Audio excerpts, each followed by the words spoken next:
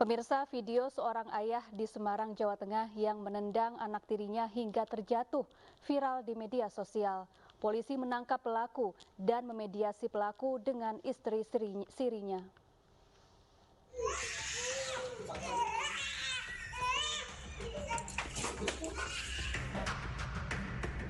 Video seorang ayah di Semarang, Jawa Tengah yang menendang anak tirinya hingga terjatuh viral di media sosial. Polisi kemudian menangkap pelaku. Pelaku mengaku tak sengaja menendang anak tirinya yang masih balita.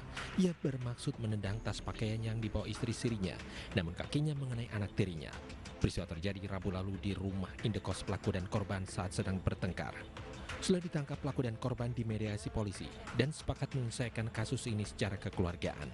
Kasus ini dipicu oleh selisih paham atau sengketa cicilan lah begitu. Yang ditendang itu bukan si anak, tetapi si ibu. Anak itu adalah anak Mbak Ulan dari suami sahnya, ya, kurang lebih umur 2,5 tahun. Ketika ibunya ditendang, kebetulan si anak dalam genggamannya, dalam pegangannya, sehingga ketika dia tendang ikut terjatuh. Karena dia mungkin begal atau apa Tapi yang dengan sedang memang Mbak Ulan, bukan anak kecilnya. bukan anak kecil. Setelah berdamai, pelaku dan korban yang menikah secara siri sepakat akan berpisah dan kembali ke pasangan resminya masing-masing. Seorang anak di kota Tasikmalaya, Jawa Barat menjadi korban penganiayaan ayah kandung. Akibatnya, korban mengalami luka lebam di kedua tangan dan kaki.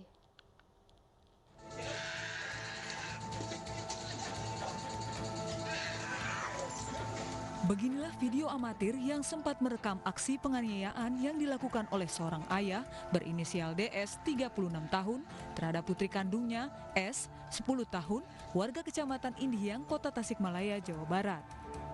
Dalam video terlihat korban dianiaya oleh ayah kandungnya sendiri dengan cara dicubit dan dipukul hingga mengalami luka lebam pada bagian kedua kaki dan tangannya. Mengetahui kejadian yang dialami oleh korban, ibu tiri korban melaporkan kejadian ini ke Satreskrim Polres Tasikmalaya Kota. Hingga saat ini polisi masih menunggu hasil visum korban. Dari korban yang didampingi oleh ibu tirinya, kemudian yang diduga ada kekerasan terhadap korban, yaitu anak kecil, yang diduga dilakukan oleh bapak kandungnya sendiri. Selanjutnya kami masih menunggu hasil visum. Kemudian sudah dimintakan visum, kemudian kami akan memeriksa beberapa saksi. Sementara kondisi korban mengalami gangguan psikis dan luka-luka lebam pada bagian tubuhnya akibat pukulan ayahnya. Hanya karena bandel, seorang kakak di Palangkaraya, Kalimantan Tengah tega menganiaya adik kandungnya yang berkebutuhan khusus. Sang adik yang luka lebam di mata ditemukan warga terlantar di depan gereja dalam kondisi ketakutan.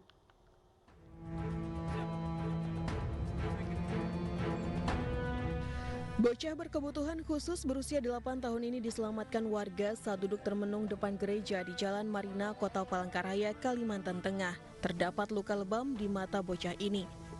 Dua kakaknya yang datang ke lokasi langsung berusaha membujuk adiknya untuk pulang, namun sempat dilawan. Aparat Polresta Palangkaraya dan Dinas Sosial yang mendapat laporan sudah mendatangi lokasi untuk melihat kondisi korban. Menurut Ketua RT, bocah tunawicara ini dianiaya oleh kakaknya sendiri hingga membuat dirinya ketakutan dan memilih berada di luar rumah. Ya, adik kan suka nganggu ini Hitachi orang dipatahin. Namanya anak ini kan kurang, bisu nggak bisa ini. Oh, nggak bisa bicara? Iya, nggak bisa bicara.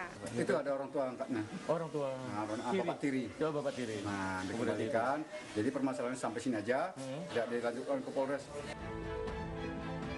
Masalah ini kemudian diselesaikan dengan kekeluargaan. Namun jika sang kakak diketahui kembali menganiaya adiknya, maka yang bersangkutan akan diproses hukum.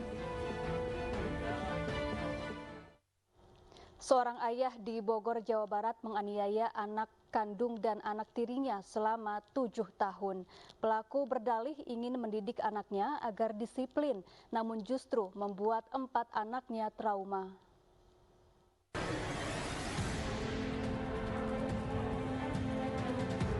Inilah Ahmad Febi, seorang suami yang ditangkap aparat Satuan Reserse Kriminal Polresta Bogor Kota karena kasus kekerasan dalam rumah tangga. Pria 38 tahun ini dilaporkan istrinya sendiri lantaran menganiaya 1 anak kandung dan 3 anak tirinya. Ironis, kekerasan yang dialami 4 korban sudah berlangsung selama 7 tahun. Pelaku yang bekerja sebagai terapis pijat online ini mengaku depresi lantaran menganggur sejak pandemi. Selain itu, dirinya ingin mendidik anaknya agar disiplin.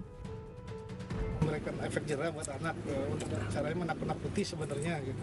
Nggak ada niatan orang tua, saya sebagai orang tua. Enggak, anak-anakmu sekarang ketakutan, trauma, nggak mau ketemu sama kamu. Kemarin saya tanya yang paling kecil, anakmu sendiri mau ketemu papa, nggak mau. Iya. Nggak mau, saya nggak mau. Kadang-kadang saya tuh emosionalnya meledak-ledak gitu, Pak. Anak kamu pernah bilang ampun ke kamu?